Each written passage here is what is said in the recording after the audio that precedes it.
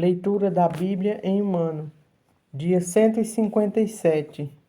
Hoje leremos 1 Reis, capítulos 13 e 14, Provérbios 6 e Hebreus, capítulos 7 e 8. 1 Reis 13. Eis que por ordem do Senhor veio ajudar a Betel um homem de Deus, e Jeroboão estava junto ao altar para queimar incenso. Clamou o profeta contra o altar, por ordem do Senhor, e disse: Altar, altar, assim diz o Senhor: Eis que um filho nascerá à casa de Davi, cujo nome será Josias, o qual sacrificará sobre ti os sacerdotes dos altos, que queimam sobre ti incenso, e ossos humanos se queimarão sobre ti. Deu naquele mesmo dia um sinal, dizendo: Este é o sinal de que o Senhor falou. Eis que o altar se fenderá e se derramará a cinza que há sobre ele. Tendo o rei ouvido as palavras do homem de Deus, que clamara contra o altar de Betel, Jeroboão estendeu a mão sobre o altar, dizendo: Prendei-o. Mas a mão que estenderá contra o homem de Deus secou, e não a podia recolher. O altar se fendeu e a cinza se derramou do altar, segundo o sinal que o homem de Deus apontara por ordem do Senhor. Então disse o rei ao homem de Deus: Implora o favor do Senhor teu Deus e ora por mim, para que eu possa recolher a mão. Então o homem de Deus implorou o favor do Senhor, e a mão do rei se lhe recolheu e ficou como dantes. Disse o rei ao homem de Deus: Vem comigo à casa e fortalece-te, e eu te recompensarei. Porém o homem de Deus disse ao rei: Ainda que me destes metade da tua casa, não iria contigo, nem comeria pão, nem beberia água neste lugar. Porque assim me ordenou o Senhor pela sua palavra, dizendo: Não comerás pão, nem beberás água, e não voltarás pelo caminho por onde foste. E se foi por outro caminho, e não voltou pelo caminho por onde viera a Betel. Morava em Betel um profeta velho. Vieram seus filhos e lhe contaram tudo o que o homem de Deus fizera naquele dia em Betel. As palavras que disseram ao rei, contaram-nas a seu pai. Perguntou-lhes o pai: Por que caminho se foi? Mostraram seus filhos o caminho por onde fora o homem de Deus que viera de Judá. Então disse a seus filhos: Albardai-me um jumento. Albardaram-lhe o jumento e ele montou. E foi após o homem de Deus, e achando-o sentado debaixo de um carvalho, lhe disse: És tu o homem de Deus que viestes de Judá? Ele respondeu: Eu mesmo. Então lhe disse: Vem comigo à casa e come pão. Porém ele disse: Não posso voltar contigo, nem entrarei contigo. Não comerei pão, nem beberei água contigo neste lugar. Porque me foi dito pela palavra do Senhor: Ali não comerás pão, nem beberás água, nem voltarás pelo caminho por onde foste. Tornou-lhe ele: Também eu sou profeta como tu. E um anjo me falou por ordem do Senhor, dizendo: Faze-o voltar contigo à tua casa, para que coma pão e beba água. Porém, mentiu-lhe. Então voltou ele e comeu pão em sua casa e bebeu água. Estando eles à mesa, veio a palavra do Senhor ao profeta que o tinha feito voltar, e clamou ao homem de Deus, que viera de Judá, dizendo: Assim diz o Senhor: Porquanto foste rebelde à palavra do Senhor, e não guardastes o mandamento que o Senhor teu Deus te mandara, antes voltaste e comeste pão e bebeste água no lugar de que te dissera: Não comerás pão, nem beberás água, o teu cadáver não entrará no sepulcro de teus pais. Pois, e o profeta a quem fizera voltar haver comido pão e bebido água, abardou para ele o jumento. Foi-se, pois um leão o encontrou no caminho e o matou, e o seu cadáver estava atirado no caminho. e o jumento e o leão parados junto ao cadáver. Eis que os homens passaram e viram o corpo lançado no caminho, como também o leão parado junto ao corpo. E vieram e o disseram na cidade onde o profeta velho habitava.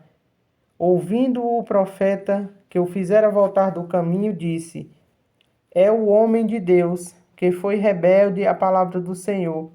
Por isso o Senhor o entregou ao leão, que o despedaçou e matou, segundo a palavra que o Senhor lhe tinha dito. Então disse aos seus filhos: Albardai-me o jumento. Eles o albardaram. Ele se foi e achou o cadáver atirado no caminho, e o jumento e o leão parados junto ao cadáver. E o leão não tinha devorado o corpo, nem despedaçado o jumento. Então o profeta levantou o cadáver do homem de Deus e o pôs sobre o jumento e o tornou a levar. Assim veio o profeta velho à cidade para o chorar e enterrar. Depositou o cadáver no seu próprio sepulcro e o prantearam, dizendo: Ah, meu irmão! Depois de o haver sepultado, disse a seus filhos: Quando eu morrer, enterrai-me no sepulcro em que o homem de Deus está sepultado. Ponde os meus ossos junto aos ossos dele, porque certamente se cumprirá o que por ordem do Senhor clamou contra o altar que está em Betel e contra todas as casas dos altos que estão nas cidades de Samaria. Depois destas coisas, Jeroboão ainda não deixou seu mau caminho. Antes, de entre o povo, tornou a constituir sacerdotes para os lugares altos. A quem queria, consagrava para sacerdote nos lugares altos. Isso se tornou em pecado a casa de Jeroboão, para destruí-la e extingui-la da terra. 1 Reis 14. Naquele tempo, adoeceu Abias, filho de Jeroboão. Disse este a sua mulher: Dispõe-te agora e disfarça-te, para que não te conheçam que és mulher de Jeroboão, e vai a Siló. Eis que lá está o profeta Aias, o qual, a meu respeito, disse que eu seria rei sobre este povo. Leva contigo 10 pães, bolos e uma botija de mel, e vai ter com ele. Ele te dirá o que há de suceder a este menino. A mulher de Jeroboão assim o fez. Levantou-se e foi a Siló, e entrou na casa de Aias. Aias já não podia ver, porque os seus olhos já se tinham escurecido por causa da sua velhice. Porém o Senhor disse a Aias: Eis que a mulher de Jeroboão vem consultar-te sobre o seu filho, que está doente. Assim e assim lhe falarás, porque ao entrar fingirá ser outra. Ouvindo Aias o ruído de seus pés, quando ela entrava pela porta, disse: Entra, mulher de Jeroboão, por que se finges assim? Pois estou encarregado de te dizer duras novas.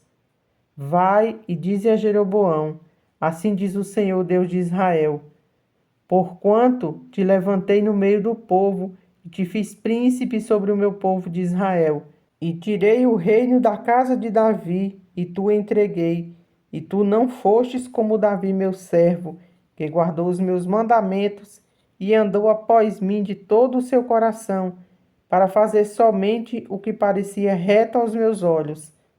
Antes fizestes o mal, pior do que todos os que foram antes de ti, e fizeste outros deuses e imagens de fundição para provar minha ira e me viraste as costas. Porquanto eis que trarei o mal sobre a casa de Jeroboão, e eliminarei de Jeroboão todo e qualquer do sexo masculino, tanto o escravo como o livre, e lançarei fora os descendentes da casa de Jeroboão, como se lança fora o esterco, até que de todo ela se acabe. Quem morrer a Jeroboão na cidade, os cães o comerão, e o que morrer no campo aberto, as aves do céu comerão, porque o Senhor disse: Tu, pois, Dispõe-te e vai para a tua casa. Quando puseres os pés na cidade, o menino morrerá. Todo Israel o pranteará e o sepultará, porque de Jeroboão só este dará entrada em sepultura, porquanto se achou nele coisa boa para com o Senhor, Deus de Israel, em casa de Jeroboão. O Senhor, porém, suscitará para si um rei sobre Israel, que eliminará no seu dia a casa de Jeroboão. Que digo eu? Há de ser já. Também o Senhor ferirá a Israel para que se agite como a cana, se agite nas águas. Arrancará a Israel desta terra que dera a seus pais e o espalhará para além do Eufrates, porquanto fez os seus postes ídolos, provocando o Senhor a ira. Abandonará Israel por causa dos pecados que Jeroboão cometeu e pelo que fez Israel cometer. Então a mulher de Jeroboão se levantou, foi e chegou a Tirza. Chegando ela ao limiar da casa, morreu o menino. Sepultaram-no e todo Israel pranteou segundo a palavra do Senhor por intermédio do profeta Aias, seu servo. Quanto aos mais atos de Jeroboão, como guerreou e como reinou, eis que estão escritos no livro da história dos reis de Israel. Foi de 22 anos o tempo que reinou Jeroboão, e descansou com seus pais, e Nadab, seu filho, reinou em seu lugar. Provérbios 6. Filho meu, se ficaste por fiador do teu companheiro, e se te empenhaste ao estranho, estás enredado com o que dizem os teus lábios, estás presos com as palavras da tua boca. Agora, pois, faze isto, filho meu, e livra-te, pois caístes nas mãos do teu companheiro. Vai, prostra-te e importuna o teu companheiro. Não deis sono aos teus olhos, nem repouso às suas pálpebras. Livra-te como a gazela da mão do caçador, e como a ave da mão do passarinheiro. Vai ter com a formiga, ó preguiçoso, considera os teus caminhos e sê sábio. Não tendo ela chefe, nem oficial, nem comandante, no estio prepara o seu pão, na cega ajunta o seu mantimento. O preguiçoso, até quando ficarás deitado? Quando te levantarás do teu sono? Um pouco para dormir, um pouco para tosquenejar, um pouco para encruzar os braços em repouso. Assim sobrevirá a tua pobreza como um ladrão e a tua necessidade como homem armado. O homem de Belial, o homem vil, é o que anda com a perversidade na boca, acena com os olhos, arranha com os pés e faz sinais com os dedos. No seu coração há perversidade. Todo o tempo maquina o mal, anda semeando contendas. Pelo que sua destruição virá repentinamente, subitamente será quebrantado sem que haja cura. 6 coisas o Senhor aborrece, e a 7ª a sua alma abomina: olhos altivos, língua mentirosa, mãos que derramam sangue inocente, coração que trama projetos iníquos, pés que se apressam a correr para o mal, testemunha falsa que profere mentiras, e o que semeia contenda entre irmãos. Filho meu, guarda o mandamento de teu pai, e não deixes a instrução de tua mãe. Ata-os perpetuamente ao teu pescoço, pendura-os ao pescoço. Quando caminhares, isto te guiará. Quando te deitares, te guardará. Quando acordares, falará contigo. Porque o mandamento é lâmpada e a instrução, luz, e as repreensões da disciplina são o caminho da vida, para que te guardem da vil mulher e das lisonjas da mulher alheia. Não cobices no teu coração a sua formosura, nem te deixes prender com as suas olhadelas. Por uma prostituta, o máximo que se paga é um pedaço de pão, mas a adúltera anda à caça da vida preciosa. Tomará alguém fogo no seio, sem que as suas vestes se incendeiem? Ou andará alguém sobre brasas, sem que se queime aos pés? Assim será com o que se achegar à mulher do seu próximo, não ficará sem castigo todo aquele que a tocar. Não é certo que se despreza o ladrão, quando furta para saciar-se tendo fome? Pois este, quando encontrado, pagará 7 vezes tanto, entregará todos os bens de sua casa. O que adultera com uma mulher está fora de si. Só mesmo quem quer arruinar-se é que pratica tal coisa. Achará açoites e infâmia, e o seu opróbrio nunca se apagará, porque o ciúme excita o furor do marido, e não terá compaixão no dia da vingança. Não se contentará com o resgate, nem aceitará presentes, ainda que sejam muitos. Hebreus 7. Porque este Melquisedeque, rei de Salém, sacerdote do Deus Altíssimo, que saiu ao encontro de Abraão, quando voltava da matança dos reis, e o abençoou, para o qual também Abraão separou o dízimo de tudo. Primeiramente se interpreta rei de justiça, depois também é rei de Salém, ou seja, rei de paz, sem pai, sem mãe, sem genealogia, que não teve princípio de dias, nem fim de existência, entretanto, feito semelhante ao Filho de Deus, permanece sacerdote perpetuamente. Considerai, pois, como era grande esse a quem Abraão, o patriarca, pagou o dízimo tirado dos melhores despojos. Ora, os que dentre os filhos de Levi recebem o sacerdócio têm mandamento de recolher, de acordo com a lei, os dízimos do povo, ou seja, dos seus irmãos, embora tenham estes descendido de Abraão. Entretanto, aquele cuja genealogia não se inclui entre eles recebeu dízimo de Abraão e abençoou o que tinha as promessas. Evidentemente, é fora de qualquer dúvida que o inferior é abençoado pelo superior. Aliás, aqui são homens mortais os que recebem dízimos, porém ali, aquele de quem se testifica que vive, e por assim dizer, também Levi, que recebe dízimo, pagou-os na pessoa de Abraão, porque aquele ainda não tinha sido gerado por seu pai, quando Melquisedeque saiu ao encontro deste.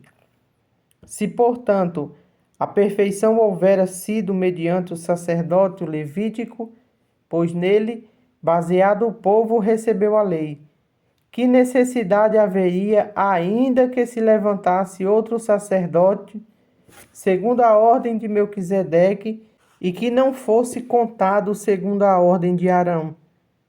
Pois quando se muda o sacerdócio, necessariamente há também mudança de lei, porque aquele de quem são ditas estas coisas pertencem a outra tribo, da qual ninguém prestou serviço ao altar.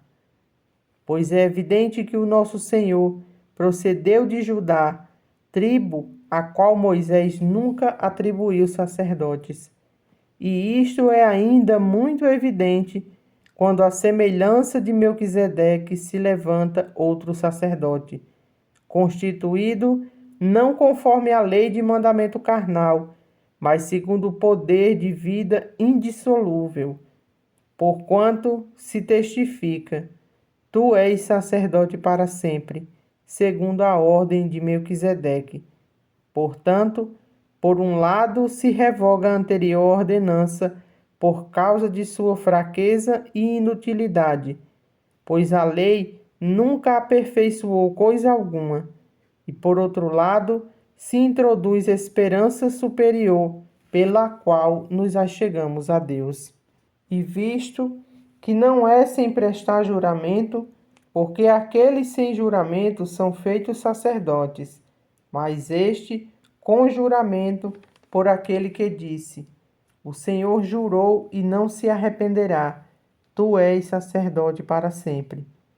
Por isso mesmo, Jesus se tem tornado fiador de superior aliança. Ora, aqueles são feitos sacerdote em maior número, porque são impedidos pela morte de continuar. Este, no entanto, porque continua para sempre, tem o seu sacerdócio imutável. Por isso também pode salvar totalmente os que por ele se chegam a Deus, vivendo sempre para interceder por eles. Com efeito, nos convinha um sumo sacerdote como este, santo, inculpável, sem mácula, separado dos pecadores e feito mais alto do que os céus, que não tem necessidade, como os sumos sacerdotes, de oferecer todos os dias sacrifícios, primeiro por seus próprios pecados, depois pelos pecados do povo, porque fez isto uma vez por todas, quando a si mesmo se ofereceu, porque a lei constitui sumos sacerdotes a homens sujeitos à fraqueza, mas a palavra do juramento, que foi posterior à lei, constitui o Filho perfeito para sempre. Hebreus 8. Ora, o essencial das coisas que temos dito é que possuímos tal sumo sacerdote, que se assentou à destra do trono da majestade nos céus, como ministro do santuário e do verdadeiro tabernáculo que o Senhor erigiu, não o homem. Pois todo sumo sacerdote é constituído para oferecer tanto dons como sacrifícios. Por isso, era necessário que também esse sumo sacerdote tivesse o que oferecer. Ora, se ele estivesse na terra, nem mesmo sacerdote seria, visto existirem aqueles que oferecem os dons segundo a lei, os quais ministram em figura e sombra das coisas celestes, assim como foi Moisés divinamente instruído quando estava para construir o tabernáculo, pois disse ele: vê que faça todas as coisas de acordo com o modelo que te foi mostrado no monte. Agora, com efeito, obteve Jesus ministério tanto mais excelente, quanto ele é também mediador de superior aliança, instituída com base em superiores promessas. Porque se aquela primeira aliança tivesse sido sem defeito, de maneira alguma estaria sendo buscado lugar para uma segunda. E de fato, repreendendo-os, diz: eis aí vem dias, diz o Senhor, e firmarei nova aliança com a casa de Israel e com a casa de Judá, não segundo a aliança que fiz com seus pais, no dia em que tomei pela mão, para o conduzir até fora da terra do Egito. Pois eles não continuaram na minha aliança, e eu não atentei para eles, diz o Senhor. Porque esta é a aliança que firmarei com a casa de Israel depois daqueles dias, diz o Senhor. Na sua mente imprimirei as minhas leis, também sobre o seu coração as inscreverei, e eu serei o seu Deus, e eles serão o meu povo. E não ensinará jamais cada um ao seu próximo, nem cada um ao seu irmão, dizendo: conhece ao Senhor, porque todos me conhecerão, desde o menor deles até ao maior. Pois para com as suas iniquidades usarei de misericórdia, e dos seus pecados jamais me lembrarei. Quando ele diz nova, torna antiquada a primeira. Ora, aquilo que se torna antiquado e envelhecido está prestes a desaparecer.